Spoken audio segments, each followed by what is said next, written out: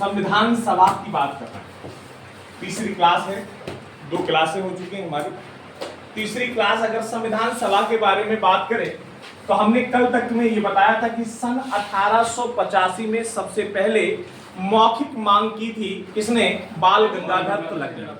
लेकिन वैधानिक रूप से मांग, या हम कह सकते हैं कि वैधानिक या संवैधानिक रूप की जो मांग है वो 1934 में, डेट छोड़े, 1934 में एम रॉय ने की।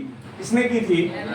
सन 1934 में वैधानिक रूप से मांग एम रॉय ने की थी, जबकि 1885 में यह मांग बाल गंगाधर तिलक ने की थी। किसने की थी? बेटे इनकी मांग के बाद सन 1946 में एक मिशन आया जिसे कैबिनेट मिशन कहते हैं। क्या कहते हैं बेटे? कैबिनेट मिशन कहते हैं। और इसी मिशन के बाद भारत को संविधान सभा बनाने की परमिशन मिली, अर्थात संविधान सभा करने का मौका मिला। इसमें हमने बताया था कैबिनेट मिशन में 3 लोग आए थे, अंग्रेज 3 थे, पैंथिक लॉरेंस, स्टैनफोर्ड क्रिप्स और अलेक्जेंडर। कौन कौन बताया? 3 व्यक्ति आए थे बेटे। नंबर 1 कौन? Pethick Lawrence. क्या नाम बताया? दूसरा स्टैनफोर्ड क्रिप्स। कौन आया? और तीसरा प्यारे बच्चे आया अलेक्जेंडर। देवी सज्जनों, ये तीनों अंग्रेज किस मिशन में आए? कैबिनेट मिशन कब आया? सबसे पहले वैधानिक मांग किसने की? एम एन रॉय ने। कब की? 1934। बेटे हमारा पहला चुनाव कब हुआ? 1 जुलाई 1946 को। पहले चुनाव की परमिशन कब मिली? 1 जुलाई 1946 को। बताया जाता है कि उस समय 389 मेंबर चुने गए, 389 सदस्य थे, अर्थात 10 लाख पर एक मेंबर बनाया गया था। 10 लाख की आबादी पर कितना सदस्य चुनना था? 1। तो इस तरह से कितने मेंबर्स बने थे? 389 मेंबर्स बने थे। कितने बने थे? और इन 389 में 3 प्रकार का विभाजन था। कितने प्रकार का था बेटे? 292 ब्रिटिश प्रांत, ब्रिटिश से। कहां से थे? ब्रिटिश प्रांत के थे। कहां के थे बेटे? और बेटे 93 देसी रियासतें थी। 93 कौन थे? देसी रियासतें थी। बहुत ध्यान से सुनना देवी सज्जनों, याद हो जाना चाहिए। 289 में ब्रिटिश प्रांत से कितने लोग थे? 292। और बेटे 93 कहां से थे? देसी रियासतों से थे। और 4 कमिश्नरी क्षेत्र से। 4 कहां से थे बेटे? 4 कमिश्नरी क्षेत्र से थे। कहां से थे बेटे? 4 कमिश्नरी क्षेत्र से थे। कहां से थे मेरे? कमिश्नरी क्षेत्र से थे 4 लोग। मेरी बात समझ पाए? 10 लाख पर कितने सदस्य चुनने का प्रावधान रखा गया? बोलते रहिएगा। 10 लाख पर कितने सदस्य का प्रावधान रखा गया? 1 का रखा गया। किस पे रखा गया? अर्थात आप सीधा समझ लीजिएगा, ये देसी रियासत का मतलब है कि बिना चुनाव के चयनित होने वाले सदस्य, बिना चुनाव के। 292 कैसे थे? चुनाव के माध्यम से चयनित किए गए। और 93 का मतलब था बिना चुनाव के, अर्थात राजा का पुत्र ही राजा होगा। ऐसे कितने मेंबर बनाए गए? उन्होंने कहा यहाँ किसी की नहीं दाल गलने वाली, राजा का पुत्र ही राजा होगा, तो उन्हें देसी रियासत कहा गया। अर्थात उनकी कितनी संख्या बताई? 93। और जो चुनाव के माध्यम से हुए उनकी कितनी संख्या बताई? 292। कितनी बताई? और बेटे 73 थे। अभी आप जब आगे जब चुनाव पढ़ेंगे आके, अब 292 का जब हम विभाजन करेंगे तब 73 की नियमावली पर आएंगे। अभी आप परेशान ना होइएगा। अभी हम जब 200 इसको विभाजित करेंगे तो 208 सीटें एक लेकर आई थी इंडियन कांग्रेस। कौन लेकर आई थी? 208 सीटें लाई थी इंडियन कांग्रेस। और 208 सीटों के कारण ही उसने अपनी प्रबलता दिखाई, अर्थात पूर्ण बहुमत सरकार बनाई थी। किसने? कांग्रेस ने। और 73 उसने मुस्लिम लीग के लोग थे। 73 कौन थे? मुस्लिम लीग। अभी मैं वहां तक पहुंच रहा हूं, आप थोड़ा सा समय दीजिए मुझे। 389 सदस्यों में 292 ब्रिटिश प्रांत के थे। देखो कुछ किताबें से 296 लिखती हैं, कुछ किताबें ये 4 कमिश्नरी के पद इसी ब्रिटिश प्रांत में जोड़ देती हैं, लेकिन फिर विभाजन करते हैं तो मैंने पहले से ही इसको विभाजित क्षेत्र बना दिया है। बच्चों सुनना, अब ये बात जब विभाजित क्षेत्र में बट गई और बटने के बाद इसके विभिन्न प्रकार के समुदाय रूपी चुनाव अब होने निश्चित किए गए। अर्थात अब चुनाव कितनी सीटों पर होना था, तो चुनाव केवल और केवल आपसे पूछा जाए चुनाव कितनी सीटों पर हुआ, चुनाव कितनी सीटों पर हुआ, तो चुनाव कितनी सीटों पर हुआ बेटे बताओ, चुनाव कितनी सीटों पर होगा। अरे आप लोग बोल ही नहीं पाते, पढ़े लिखे कम लगे। ये तो हो ही नहीं सकता, ये राजा का पुत्र राजा होगा। 292 प्लस 4 296 सीटों पर चुनाव हुआ। कितनी सीटों पर चुनाव हुआ? 296 सीटों। अब जब 296 सीटों पर चुनाव हुआ मेरे भाई, तो इसमें भी विभाजन किया। अब जब विभाजन हुआ, क्या 250 कहां से गलत पड़ा है, 250 कर रहा है। 208 सीटें इंडियन नेशनल कांग्रेस को मिली और इन्होंने पूर्ण बहुमत सरकार बना दी। इंडियन नेशनल कांग्रेस को कितनी सीटें मिली? और बेटे 73 सीट्स मुस्लिम लीग की थी। किसकी थी बेटे? 73 सीट किसकी थी? मुस्लिम लीग की थी। और बेटे बची हुई 15 सीटें अन्य की थी, जो निर्दलीय थी। कितने की थी? अन्य की थी। बेटे ये बात आप याद रखने वाली विभाजित प्रक्रिया है कि इंडियन नेशनल कांग्रेस आईएनएससी को कितनी सीटें मिली? 200। मुस्लिम लीग को 73 और अदर्स को कितनी मिली? 15 सीट मिली। अर्थात 296 सीटों पर चुनाव हुआ। कितनी सीटों पर चुनाव हुआ? 296। बेटे जो 4 कमिश्नरी क्षेत्र थे, इनके नाम पूछ लेता है कि उस समय 4 कमिश्नरी कौन कौन से थे जो, हाँ तो बेटे दिल्ली, अजमेर, बलूचिस्तान। बेटे लिख लेंगे या लिख दूं? दिल्ली, अजमेर, वजीरिस्तान और कुर्ग। ठीक है, ये याद रखना 4 कमिश्नरी क्षेत्र थे। ये 4 कमिश्नरी क्षेत्र थे। तो कुल मिलाकर ये चुनाव जो हुआ वो 296 सीटों पे हुआ और 296 सीटों में 208 सीटें इंडियन कांग्रेस को मिली। किसको मिली? और इंडियन कांग्रेस ने अपना पूर्ण बहुमत सरकार बनाया। क्या बना लिया बेटे? अपना पूर्ण बहुमत सरकार बनाया। और मुस्लिम लीग को कितनी सीट मिली? 73 मिली। और अदर्स को कितनी मिली? 15 मिली। एक बहुत छोटा सा क्वेश्चन पूछा जाता है यहाँ, एक बहुत छोटा सा क्वेश्चन क्या पूछा जाता है मेरे भाई? क्वेश्चन ये पूछा जाता है कि 389 सदस्यों में किसमें मनोनीत सीटें कितनी थी? अरे भैया जो देसी रियासतें हैं, राजा का पुत्र, तो यही क्या कहलाएंगी? मनोनीत सीटें कहलाएंगी। तो मनोनीत सीटें कितनी थी बेटे? महिलाएं कितनी थी? महिलाएं सीट कितनी थी? 15 महिलाएं। कितनी महिलाएं थी? 15 महिलाएं थी। कितनी थी? अब आपके लेवल का नहीं, थोड़ा सा और बता रहा हूं। एससी सीटें कितनी थी? एससी सीटें कितनी थी बेटे? एससी सीटें थी 26। एससी कितनी थी? और एसटी कितनी थी? एसटी थी 33। याद रखना 15, 26, 33। क्या बताया मैंने? 15, 26, 33। 15 महिलाएं, 26 एससी और 33 एसटी। एसटी कितनी बता दी? 33। बेटे इसके बाद 24 अगस्त को, कब बेटे? 24 अगस्त को अंतरिम सरकार गठन करने का मौका मिला। 24 अगस्त को अंतरिम सरकार का गठन हुआ। किसका हुआ बेटे? अंतरिम सरकार का गठन कब हुआ? 24 अगस्त 1946 को। कब हुआ बेटे? 24 अगस्त 1946 को अंतरिम सरकार का गठन हुआ और अंतरिम सरकार का मंत्रिमंडल बनाया गया 2 सितंबर 1946 को। अंतरिम सरकार का मंत्रिमंडल कब गठित किया गया?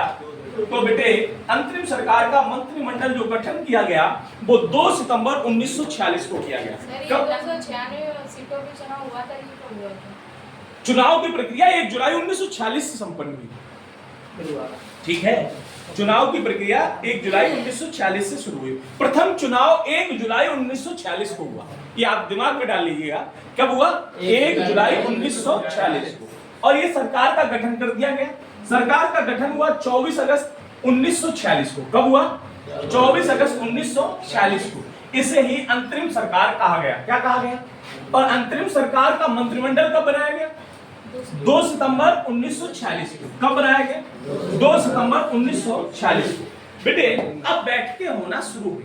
क्या होना शुरू हुई? तो पहले शुरुआत में लगातार 3 बैठकें हुई। पहले शुरुआत में कितनी बैठकें हुई? पहली बैठक, देखो बैठकों की बात सुन लो, आप विचार करें नहीं, आपको सब याद करना है यहीं से। 9 दिसंबर 1946, 9 के बाद 2 दिन व्रत रहे, 11 दिसंबर 1946, फिर 2 दिन व्रत रहे, 13 दिसंबर 1946। ये 3 डेटें बहुत विद्वत हैं। व्रत का मतलब गैप था। 9 दिसंबर 1946, 11 दिसंबर 1946 और 13 दिसंबर 1946। ये 3 बैठकें हुई। कब कब हुई बेटे?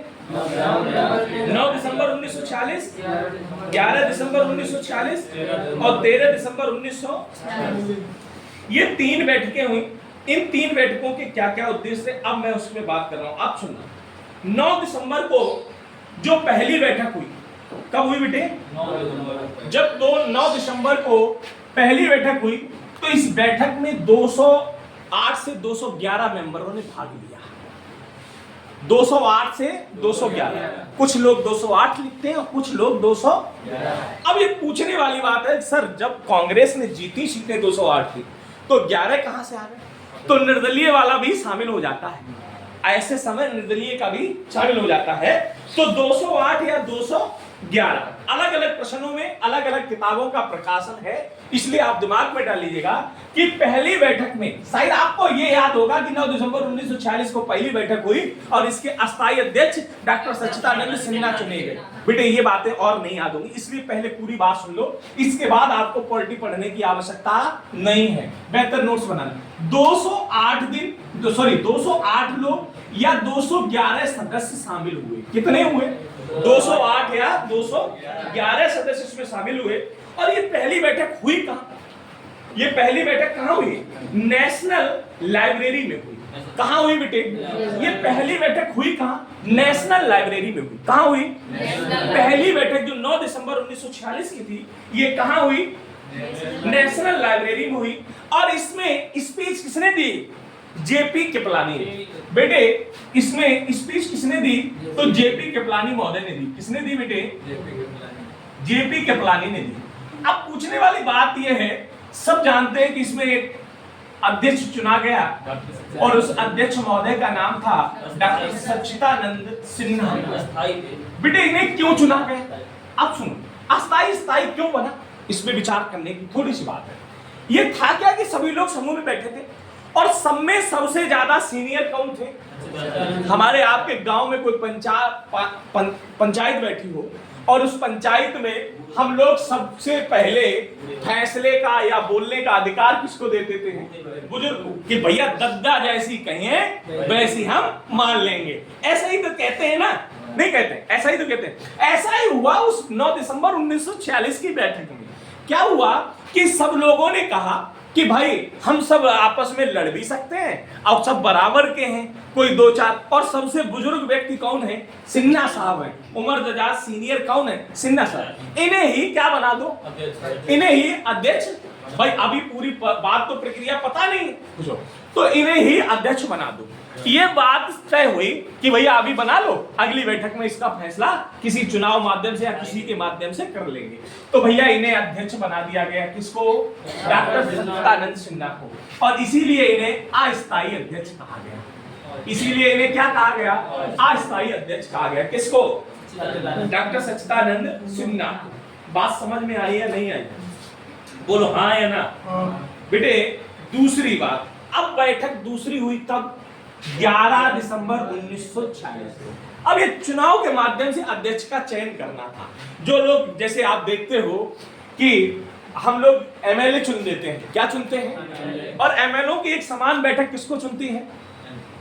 एमपी चुनती है। अरे गधों, भैया एमएलए की एक संगठित बैठक जो है सीएम को चुनती है, मुख्यमंत्री का समर्थन देती। जिसके नाम पर और अधिक एमएलए लगा देते हैं वही मुख्यमंत्री बन जाता है। यही तो है। अभी आप देख पा रहे होंगे कि दिल्ली के मुख्यमंत्री ने इस्तीफा देने की घोषणा कर दी और नया मुख्यमंत्री बनाने का भी प्रावधान ला दिया।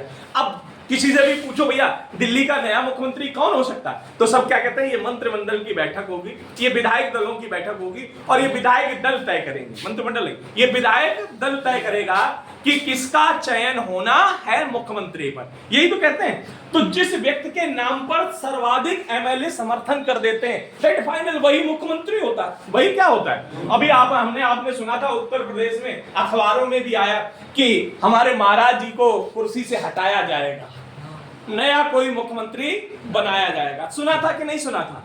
तो क्या यही तो हो रहा था कि विधायक जो है इनके खिलाफ अप्रस्ताव पत्र देंगे, अर्थात अपनी सहमति को वापस लेंगे, तो भैया पद गिर जाएगा। मुख्यमंत्री का पद गिर जाएगा। और लेकिन हमारे महाराज जी के साथ ऐसा हो ही नहीं सकता, ऐसा संभव नहीं है। लेकिन ये कूट रचित बातें थी जो हम लोगों को भ्रमित करने के लिए हम लोगों के बीच आई है। हमें इन बातों से बहुत अभी दूर रहना है, दूरगामी रहना है। 11 दिसंबर 1946 को हमारी कौन सी बैठक हुई? दूसरी बैठक हुई। कौन सी हुई बेटे? इसमें अध्यक्ष चुन लिया गया जैसे हमें चुनना था विधायक दल के माध्यम से, अर्थात सदस्यों के माध्यम से। और सदस्य पर मोहर लगी किस पे? डॉक्टर राजेंद्र प्रसाद पे। किस पे मोहर लगा दी बेटे? डॉक्टर राजेंद्र प्रसाद पे मोहर लगा दी। किस पे लगा दी? और इसीलिए इन्हें स्थायी कह दिया गया। इसीलिए इन्हें क्या कह दिया गया? स्थायी कह दिया गया। इसीलिए इन्हें क्या कह दिया गया? और बेटे जब इन्हें स्थायी बनाया गया तो कहा कि भैया अध्यक्ष तो चयनित हो गया। ये कौन थे? अध्यक्ष। ये कौन थे? ये कहा अध्यक्ष चयनित हो गया, एक और पद बढ़ा दो। किसका? उपाध्यक्ष का। किसका बढ़ा दो? बेटे तो उपाध्यक्ष की बारी आई तो उपाध्यक्ष बनाए गए H.C. मुखर्जी। कौन बनाए गए बेटे? H.C. मुखर्जी। कौन बनाए गए? H.C. मुखर्जी। उपाध्यक्ष कौन बनाया गया? तो उपाध्यक्ष बनाए गए कौन? अब ये दोनों बातें होगी, अध्यक्ष भी बन गया, उपाध्यक्ष भी बन गया। अब बात आई कि अध्यक्ष भी रहेगा, उपाध्यक्ष भी रहेगा। अरे भाई हम जो ब्यौरा तैयार करेंगे उसमें किसी ना किसी प्रकार की सलाह भी लेनी चाहिए। तो वरिष्ठ सलाहकार, एक सलाहकार की नियुक्ति की गई। किसकी नियुक्ति की गई?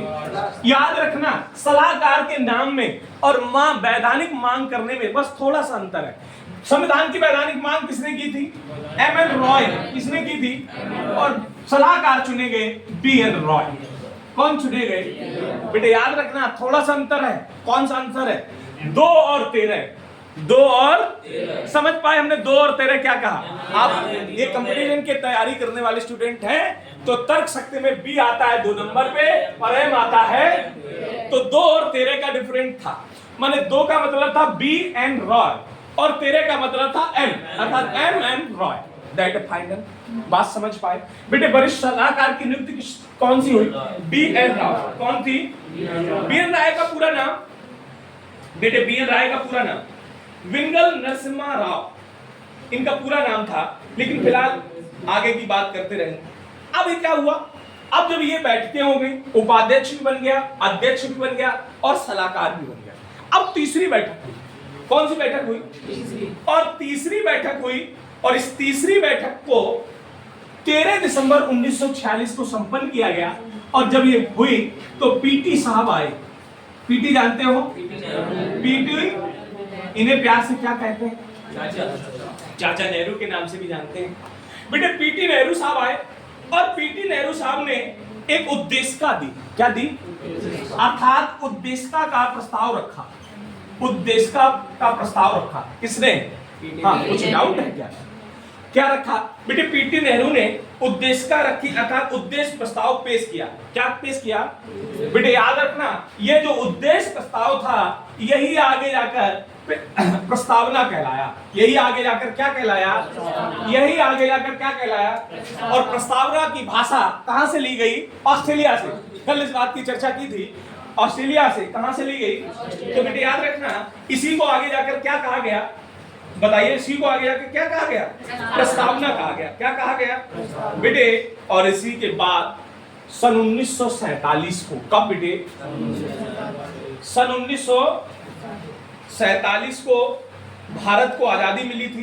तो 22 जनवरी 1947 को उद्देशिका को पास किया गया। क्या हुआ बेटे? 22 जनवरी 1947 को उद्देशिका को पेश की थी पीटी नेहरू ने। कब पेश की? और उसे पास कब किया? क्या पास किया? किसकी थी? कौन सी बैठक में पेश की? कब हुई? इसी को आगे जाकर क्या कहा? बात समझ में आ गई? 22 जनवरी 1947 को क्या पास हुई? उद्देशिका पेश। हाँ ना बेटे, समझ में आया बेटे? इसी के बाद क्या हुआ? एक और आपको बता दे, एक प्रश्न थोड़ा सा पूछा जाता है कि संविधान सभा को बनाने की धारा क्या थी? तो धारा 8 के संकल्प 7 के तहत संविधान सभा को बनाने की मान्यता मिली थी। फिलहाल अभी तक आपके लेवल पे आया नहीं, इसलिए मैं इसको लिखूंगा नहीं। इतनी बातें आपके लिए बहुत इंपॉर्टेंट है, वो हमने आपके सामने रखी हैं। अब बेटे क्या हुआ, इसके बाद संविधान बना। संविधान के लिए हमने कल आपको बताया था एक प्रारूप समिति बनाई गई, बताया था 30 से 60 लोगों के बीच। तो 29 अगस्त, कब बेटे? 29 अगस्त 1947। डेटे बहुत है, बहुत डेटे हैं, इसीलिए परीक्षा डेट्स कम पूछती है, इसीलिए कम पूछती है। 29 अगस्त 1947 को एक बैठक हुई। इस बैठक का नाम रखा प्रारूप समिति। क्या नाम था? प्रारूप समिति बैठक। क्या नाम थी? प्रारूप समिति की बैठक हुई। कब हुई बेटे? बोलते तो रहा करो भैया। 29 अगस्त 1947 को प्रारूप समिति की अर्थात ड्राफ्टिंग कमेटी का गठन 29 अगस्त 1947 को हुआ। और इसमें मेंबर कितने थे? टोटल मेंबर 7 थे।